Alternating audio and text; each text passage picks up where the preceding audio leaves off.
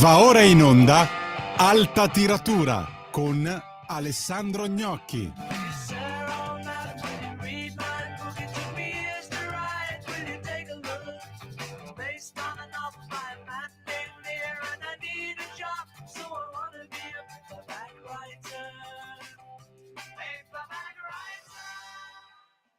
Buonasera, io sono Alessandro Gnocchi, questa è Alta Tiratura e siamo su Radio Libertà. Partiamo con le classifiche della settimana perché ci sono due cose interessanti da notare.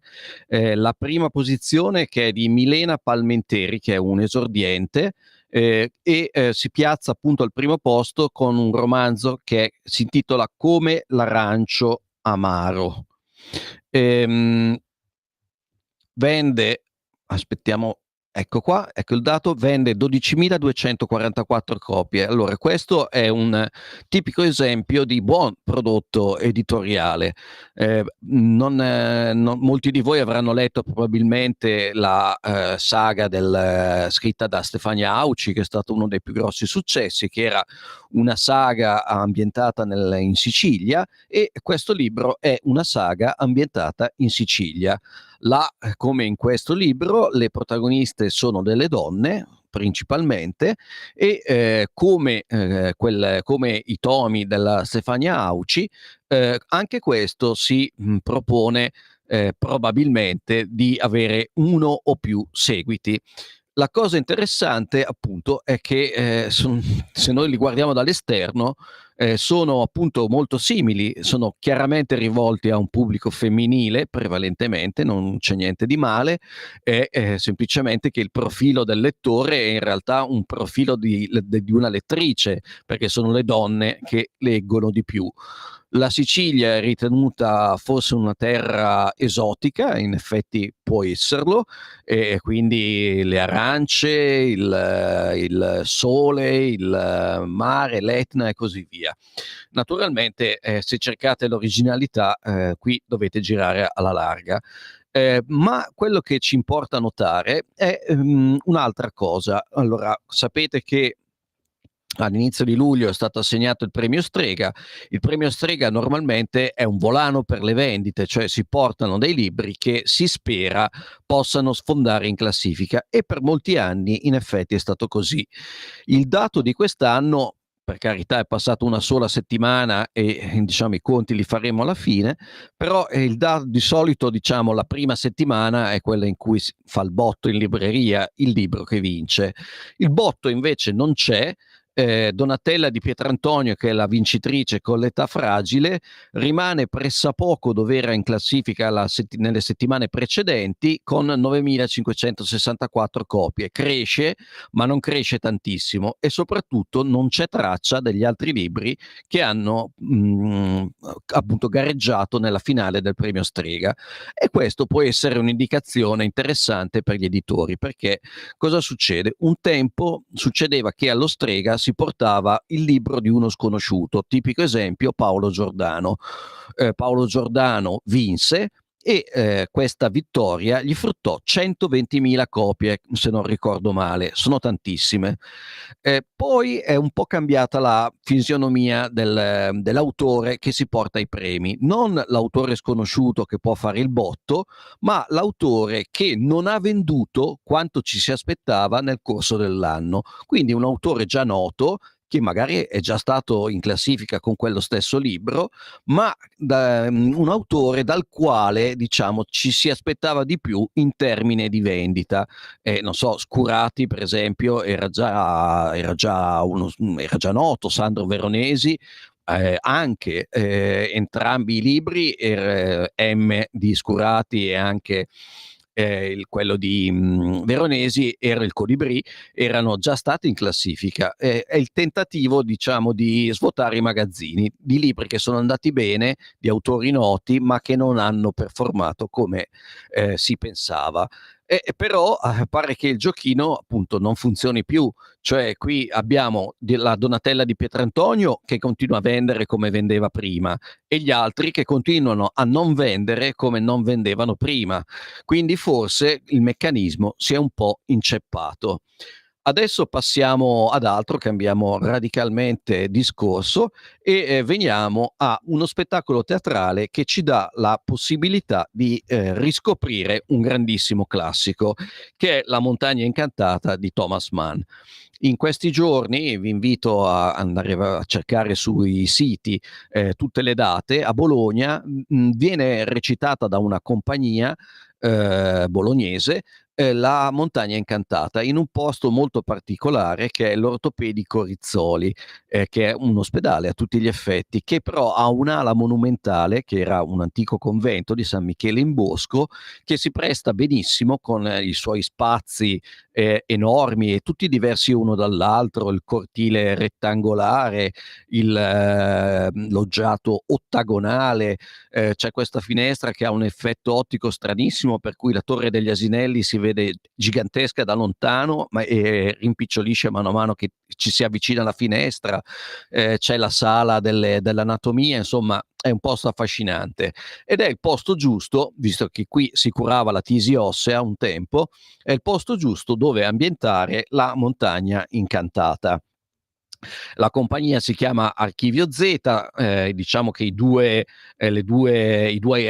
animatori di questa compagnia sono allievi di Ronconi, sono Gianluca Guidotti ed Enrica San Giovanni, e Ronconiano è lo spettacolo, perché voi avete la possibilità di seguire i personaggi del dramma che si avventurano in questi luoghi suggestivi dell'ospedale. Ora, molti di voi certamente conoscono già La montagna incantata, che è uno dei grandi capolavori della letteratura mondiale.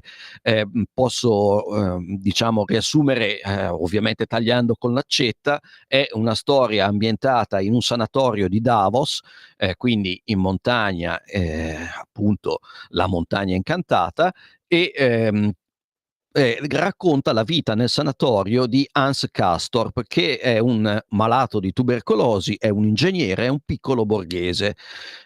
Qui avvengono tutta una serie di avvenimenti che poi in realtà sono grandi dialoghi, grandi discussioni, e le due anime sono il razionalista Settembrini, che è esemplato su Benedetto Croce, e il nichilista Nafta.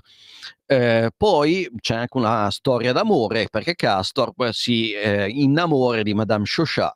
Poi ci sono le bufere di neve, l'elioterapia, e mentre questi personaggi sono in montagna a curarsi e a discutere, laggiù in pianura, e qui arriviamo al motivo dell'attualità pressante di questo libro, laggiù in natura, in pianura, dove vivono gli uomini sani, sani tra virgolette, inizia a sentirsi il rombo dei cannoni, cioè siamo nel momento che precede lo scoppio della prima guerra mondiale e il mondo sembra impazzito.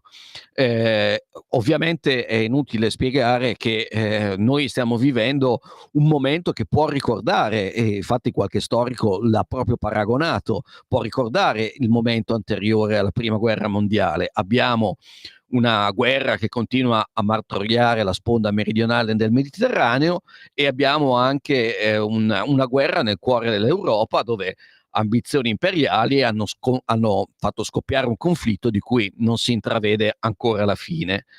Ma quindi è ovvio che insomma il timore di un'escalation ci riconduce, il gioco delle alleanze e così via, ci riporta al clima descritto dal libro di Thomas Mann. I due personaggi principali che si fronteggiano in queste grandi discussioni sono Settembrini, dicevo, e Nafta. Settembrini vorrebbe diciamo, incarnare l'Occidente razionalista, democratico, progressista e liberale.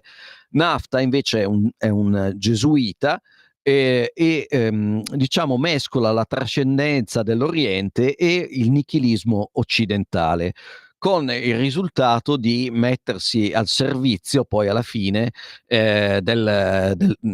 del più violento, perché se tutto è uguale a tutto, qual è il criterio per far vincere o perdere una parte? Il denaro o la forza bruta?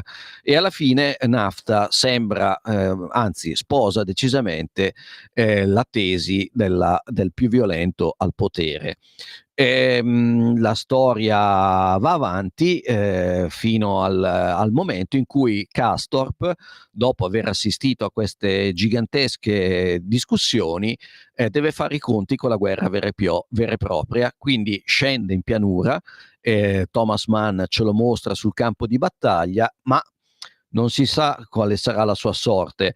Forse vivrà, più facilmente verrà ucciso, ma Mann fa calare il sipario e così la compagnia, e noi non siamo al corrente, quindi non veniamo a sapere come finirà per Castorp. Castorp, se ci pensate, è il piccolo borghese, no? Personaggio mediocre per eccellenza, che in fondo è disprezzato dagli intellettuali e poi utilizzato dalla politica come carne da cannone. Ma io volevo leggervi un passo di quest'opera per farvi capire che quanto è vicina, diciamo, al sentire comune di questo periodo. È una delle pagine finali e racconta della grande irritazione. Leggo da Thomas Mann. Di che si trattava? Che cosa leggiava nell'aria? Smania di risse, irritazione con minaccia di crisi, indicibile impazienza, tendenza generale a battibecchi velenosi, a scoppi di collera, persino alla zuffa. Litigi accaniti, incontrollati di verbi, sbottavano ogni giorno tra individui o interi gruppi, ed era significativo, e questo è il passo più bello, il fatto che i non implicati, invece di essere nauseati dallo stato dei furiosi e di interporsi, partecipavano invece con simpatia e mentalmente si lasciavano prendere dal delirio.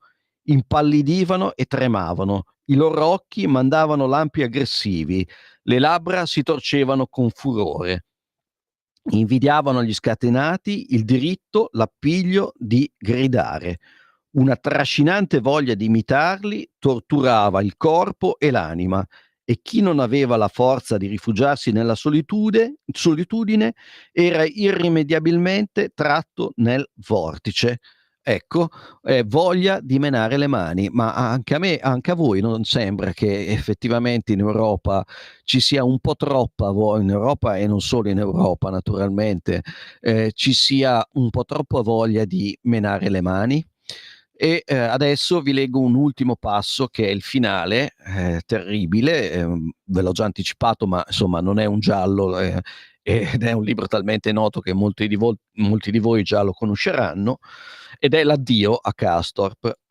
Eh, Addio, sia che tu sopravviva o muoia. Le tue probabili sorti sono brutte. La mala danza nella quale sei trascinato durerà ancora qualche anno e noi non ci sentiamo di scommettere forte che ne uscirai salvo. Francamente, non ci preoccupiamo granché se la questione rimane aperta. Avventure della carne e dello spirito che hanno potenziato la tua semplicità, ti hanno permesso di superare nello spirito ciò che difficilmente potrai sopravvivere nella carne. Ci sono stati momenti in cui nei sogni che governavi sorse per te dalla morte e dalla lussuria del corpo un sogno d'amore.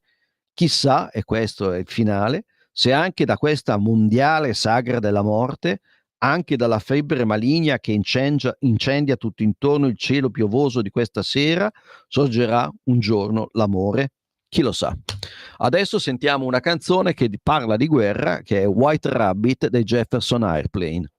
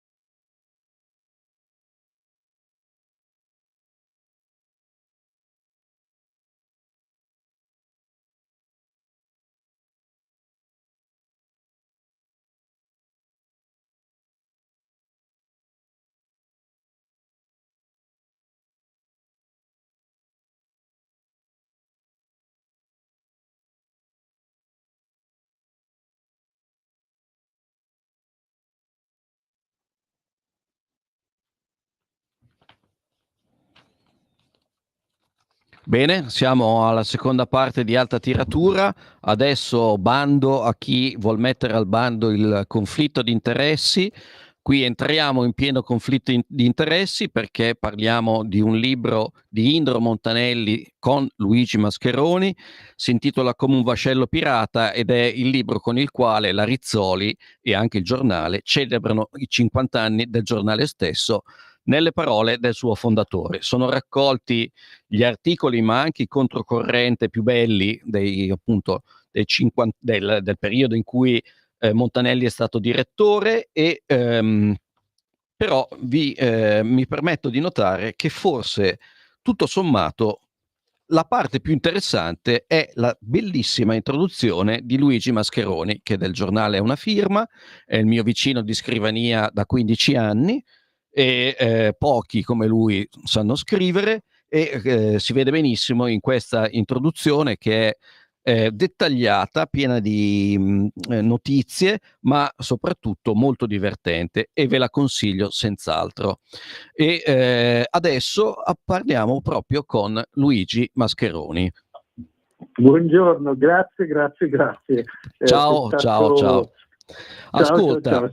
la prima cosa che ti chiedo è riguardando tutti gli articoli che sono stati scritti da Montanelli tra il 74 e il 94, quando poi abbandona il giornale, riguardando questa mole di articoli, secondo te che tipo di destra era quella di Montanelli e se la destra di Montanelli, come dire, ha vinto o è uscita completamente sconfitta almeno fino a questo punto dal gioco democratico? No, allora, era una destra quella di Montanelli quando lui se ne va dal Corriere della Sera nel 70, già alla fine del 73, lì ci sta male dentro il Corriere, è un Corriere che ha svoltato a sinistra, un Corriere che lui diceva dei guatemaltechi, insomma un Corriere che non era ancora uscito dalla sbronza del 68, molto, si virava molto a sinistra. Montanelli ha in mente qualcosa di diverso ed è per questo che nel 74 fonda il giornale ed è una destra, quella che in testa Montanelli, sicuramente conservatrice da molti punti di vista, ma anche in economia, ad esempio, liberale. Quindi è stato uno dei momenti più alti, più belli, forse in Italia, per quanto riguarda una destra veramente liberal conservatrice o conservatrice liberale, a seconda degli atteggiamenti. È una destra che è molto attenta a quella che oggi chiamiamo la classe media, quella che era la borghesia, che secondo Montanelli era stata tradita da questa svolta a sinistra del Corriere. È una destra che in politica estera guarda all'America, è una destra che politicamente, economicamente guarda a due grandi fari, che sono uno in America, quello che aveva fatto e stava facendo Reagan, e l'altro sicuramente la Thatcher in Inghilterra. È una destra che crede nel libero mercato, nella libertà di impresa, ma è anche una destra, mi permetto di dire, quasi aristocratica dal punto di vista culturale, una destra alta da quel punto di vista, e tu lo sai meglio di me, basterebbe fare l'elenco delle firme che per anni compaiono nelle pagine di cultura, la famosa terza pagina. Basta dire che il fondatore della terza pagina fu Guido Piovene, che è anche uno dei più grandi scrittori del Novecento. Guido Piovene, che muore subito poco dopo la fondazione del giornale, poi Arpino è un altro faro culturale di quegli anni al giornale, ed è una destra ed è una pagina di cultura che ospita la migliore intelligenza, appunto, diciamo, conservatrice di una destra intelligente, alta, nobile, da tutti i punti di vista, in economia, in politologia, in letteratura, per la musica, l'arte, il cinema, e non solo firme italiane ma internazionali. Esatto. Creando tutta una delle pagine culturali più belle del giornalismo italiano di sempre. Poi in fondo segnando una strada che continua. Adesso tu sei meglio di me di cosa stiamo parlando, perché sei responsabile di quella pagina qua al giornale oggi, insomma, che in qualche modo continua fino ad oggi, perché l'importanza di questa sezione del giornale dura da allora, dal 74 a oggi. Dopo 50 anni, non solo dal punto di vista culturale, ma anche da tutti gli altri punti di vista, non posso certo dire che sia una destra che ne sia uscita sconfitta, è una destra che ha lottato, che è stata a lungo contrastata. Sappiamo cosa voleva dire acquistare il giornale negli anni 70 e sappiamo che fine ha fatto Montanelli nel 77, quando sta per venire al giornale una mattina e gli sparano nelle gambe due brigatisti, per cui sappiamo quante difficoltà questa destra ha avuto per dire la sua nel paese, però l'ha detto, quello che doveva dire l'ha detto, e secondo me ha contribuito a cambiare anche meglio il paese. Benissimo, adesso io voglio prendere un paio di articoli che tu hai selezionato per far capire come Montanelli su molti temi fosse preveggente o semplicemente fosse in reale sintonia con quello che stava accadendo. Uno è un articolo del 4 settembre 1974, si intitola Il ricatto e attacca così: fra fascisti, neofascisti, paleofascisti, filofascisti, criptofascisti, fascisti di complemento, fascisti in borghese, non c'è più nessuno che possa sentirsi al riparo dall'infamante accusa. Se un radioamatore di qualche altro pianeta riesce a captare le voci della Terra, tutto questo sciacquio di fascio, fascismo, fascisti che si leva dall'Italia deve fargli pensare che il nostro paese sia tutto un Tivoli o un immenso lavatoio dove le massaie battono i panni. Intendiamoci, poi prosegue, nessuno vuol negare che di fascismo in Italia ce ne sia, eccetera, eccetera. Allora, qui abbiamo, diciamo, uno dei temi che è intramontabile in Italia, ovvero le accuse di fascismo fatte anche a caso, perché diciamo, dare del fascista è una specie di manganello ideologico con la quale si mette a tacere l'avversario. E ti chiedo appunto se le cose stanno effettivamente così o me le sono sognate io così. No, è esattamente quello, ma questo ti dice anche molto su come le cose da questo punto di vista non sono molto cambiate negli anni. Sono passati 50 anni da quel 1974, però già allora Montanelli smascherava questo giochetto un po' ipocrita, un po' semplice, un po' falso di dare del fascista a chiunque non la pensi come te. Del resto noi siamo i giornalisti che abbiamo visto negli ultimi anche solo 20 anni, io sono 20 anni al giornale, ho sentito per 20 anni dare del fascista del fascismo alla destra berlusconiana. Per 2 o 3 anni, quando Salvini era al massimo storico come voti, come consenso, come urne, dare del fascista a Salvini. Allora, prima era fascista, c'era il pericolo fascismo con Berlusconi, poi il pericolo fascista con Salvini, adesso è il momento del pericolo fascista con la Meloni. C'è sempre qualcuno che è più fascista di quello precedente, non se ne esce mai. Se non piace la destra che non piace alla sinistra, è proprio la destra fascista, e in generale tutto ciò che non piace alla sinistra è fascista o accusabile di esserlo. Però è un giochino che alla lunga stanca, appunto. Montanelli l'aveva già svelato e smascherato nel 74, però siamo ancora qua. Adesso ti leggo un passo che viene invece da Io il Duce, anche se il tema è trattato anche come un vascello pirata, ma forse in maniera meno estesa.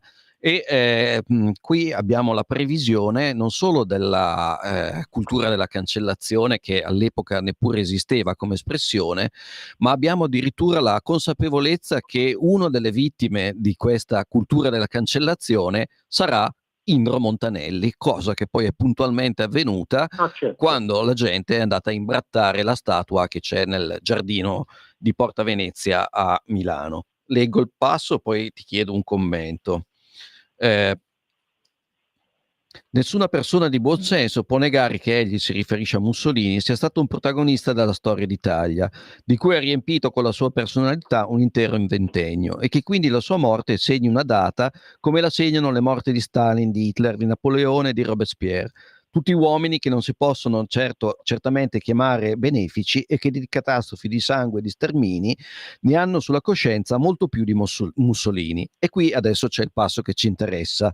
Eppure i loro rispettivi popoli hanno profuso monumenti e lapidi alla loro memoria, e nessuno si sogna di abbatterli o di asportarli, perché tutti sanno che il loro nome è ormai patrimonio della storia.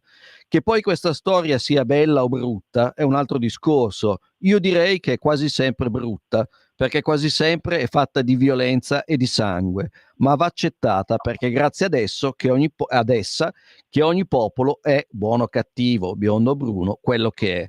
Per noi italiani la storia è invece solo un pretesto di divisioni e di risse. Nei furori dell'epurazione fu scalpellato via persino quello di Marconi, qui sta parlando i nomi delle piazze e delle strade che vengono cambiati. Nei furori dell'epurazione fu scalpellato via persino quello di Marconi, perché il fascismo lo aveva fatto accademico. E nel libro che tu hai curato c'è un articolo che completa questo discorso, che è Noi figli della lupa, e qua siamo nel 1882, che è quello in cui diciamo Montanelli spiega, non leggo il passo perché è troppo lungo, ma spiega in sostanza ammette di essere stato fascista dicendo che i primi a essere stati traditi erano i ragazzi come lui, che avevano investito tutto nel fascismo per poi non ottenere niente. Poi infatti Montanelli nel 37-38 inizierà ad allontanarsi dal fascio non prendendo la tessera, poi finirà addirittura in carcere, ma questo lo sappiamo tutti. Ti chiedevo invece un commento sulla questione della storia e la questione di scalpellare via il nome di Marconi. Peraltro in quello stesso passo, poco prima, dice che accadrà anche a lui, cosa che appunto è successa. Sì, è incredibile come anche in questo caso non si è capito tutto, ma lui capiva tante cose perché conosceva troppo bene gli italiani. Se c'è un giornalista che ha saputo che insomma, ci sono stati diversi, i longanesi, i Flaian, però sono quelli che più hanno capito l'essenza dell'italiano, e essendolo loro stessi, perché poi lo stesso Montanelli, lo sappiamo tutti, è uno che è passato con una disinvoltura straordinaria dal fascismo all'antifascismo, dall'essere il direttore per 20 anni del giornale Berlusconi, per poi diventare il più feroce anti-berlusconiano, quindi le ha fatte anche lui i suoi passaggi. Però conoscendo così bene l'Italia e gli italiani, aveva intuito che la storia diventa in Italia uno strumento politico per combattere il nemico o le idee che non ci piacciono. E questa cosa che oggi chiamiamo cultura della cancellazione, che allora era quello che lui dice, scalpellare via i simboli, i nomi degli italiani che si erano compromessi col regime, è molto indicativo. Montanelli sapeva, e cerca di spiegarcelo in questo pezzo e in altri, che la storia non va giudicata retrospettivamente con i parametri dell'oggi. La storia va contestualizzata, ogni fatto storico va contestualizzato rispetto al pensiero, il sentimento, la morale di quel tempo, e a distanza di tempo va semplicemente collocata, capita, contestualizzata, e non c'è nessun bisogno di tirare giù le statue o cancellare qualcuno o qualcosa, basta semplicemente capirlo. E quando dice che era il rischio che succedesse anche a lui, e poi è successo, perché la statua che c'è ai Giardini Montanelli appunto a Milano, nei giardini dove lui fu gambizzato, la statua è stata più volte insozzata, sporcata, perché gli si rinfaccia da una parte l'appoggio al fascismo, dall'altro l'appoggio alla colonizzazione italiana, perché lui fu in Eritrea negli anni 30, e poi la famosa faccenda della cosiddetta sposa bambina, cioè di questa ragazzina minorenne che, secondo la tradizione dei popoli delle Etiopie di quegli anni veniva data agli ufficiali italiani. Era assolutamente come normale, la stessa cosa figura ad esempio nei racconti di Giuseppe Berto, ma che in quel caso però sono stati cancellati proprio i racconti, quindi va bene. Io ti ringrazio, consiglio a tutti Come un vascello pirata, Indro Montanelli con Luigi Mascheroni. L'introduzione di Mascheroni è bellissima e divertente. Vi saluto e vi do appuntamento la prossima settimana.